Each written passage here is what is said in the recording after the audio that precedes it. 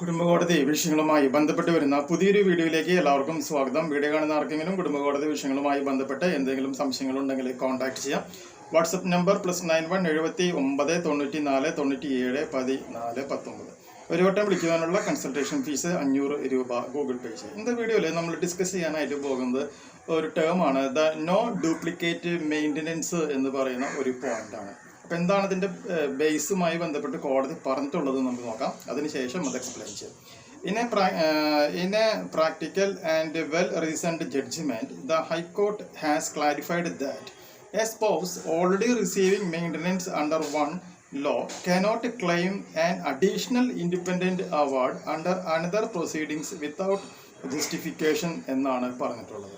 എന്ന് പറയുകയാണെങ്കിൽ ഇപ്പോൾ നമുക്കറിയാം ഈ മെയിൻ്റനൻസ് മേടിക്കുവാനായിട്ട് നമുക്ക് ഒന്നുമില്ലെങ്കിൽ BNSS 144 പണ്ടാണെങ്കിൽ CRPC 125 ക്ലോസ് 1 പ്രകാരം ഭാര്യയ്ക്ക് എന്ത് ചെയ്യാനായിട്ട് പറ്റും, ഭർത്താവിൻ്റെ കയ്യിൽ നിന്ന് മെയിൻ്റനൻസ് മേടിക്കുവാനായിട്ടുള്ള ഒരു സെക്ഷനാണ് എന്നുള്ളത് അറിയാം. ഇറസ്പെക്റ്റീവ് ഓഫ് എന്താണ് മതം, ഹിന്ദു മുസ്ലിം ക്രിസ്ത്യൻ ആർക്കും വേണമെങ്കിൽ പറ്റും എന്ന് പറഞ്ഞ പോലെ DV ആക്ട് പ്രകാരം, ഡൊമസ്റ്റിക് വയലൻസ് ആക്ട് പ്രകാരവും എന്ത് ചെയ്യാനായിട്ട് പറ്റും, ഭാര്യയ്ക്ക് ഭർത്താവിൻ്റെ കയ്യിൽ നിന്നും മെയിൻ്റനൻസ് മേടിക്കുവാനായിട്ടുള്ള പെറ്റീഷൻ ഫയൽ ചെയ്യാനായിട്ട് പറ്റും. അതുപോലെ തന്നെ ഹിന്ദു മാരേജ് ആക്ട് സെക്ഷൻ 24 പ്രകാരവും എന്ത് ചെയ്യാനായിട്ട് പറ്റും, പൈസ മേടിച്ച് എടുക്കുവാനായിട്ട് സാധിക്കും എന്നുള്ളത് നമുക്ക് എല്ലാവർക്കും അറിയാവുന്ന ഒരു കാര്യമാണ്. അപ്പോൾ ഇവിടെ പല സിറ്റുവേഷൻ എന്താണെന്ന് വെച്ചിട്ടുണ്ടെങ്കിൽ ഭാര്യ CRPC 125 പ്രകാരം മെയിൻ്റനൻസ് വേണമെന്ന് പറഞ്ഞ് കേസ് കൊടുക്കുകയും ആ കേസിൻ്റെ അടിസ്ഥാനത്തിൽ കുടുംബ കോടതിയിൽ നിന്നും മെയിൻ്റനൻസ് കിട്ടുകയും ചെയ്തുകൊണ്ടിരിക്കുന്ന അതേ അവസരത്തിൽ തന്നെ ഭാര്യ എന്ത് ചെയ്യുന്നു, ജുഡീഷ്യൽ ഫസ്റ്റ് ക്ലാസ് മജിസ്ട്രേറ്റ് കോടതിയിൽ ഡൊമസ്റ്റിക് വയലൻസ് ആക്ട് പ്രകാരം കേസ് ഫയൽ ചെയ്ത് ആ സെക്ഷൻ പ്രകാരവും മെയിൻ്റനൻസ് വേണമെന്നും, അതുപോലെ തന്നെ ഹിന്ദു മാരേജ് ആക്ട് സെക്ഷൻ 24 പ്രകാരം കേസ് ഫയൽ ചെയ്ത് ആ സെക്ഷൻ പ്രകാരവും മെയിൻ്റനൻസ് വേണമെന്നും പറഞ്ഞുകൊണ്ട് കോടതിയിലേക്ക് കേസ് പോവുകയാണ് എന്നുണ്ടെങ്കിൽ അതെന്തായിട്ട് മാറാണ് ചെയ്യുന്നത്, ഡ്യൂപ്ലിക്കേറ്റ് മെയിൻ്റനൻസ് എന്ന് പറയുന്ന ഒരു കോൺസെപ്റ്റിലേക്ക് മാറാണ് ചെയ്യുന്നത്.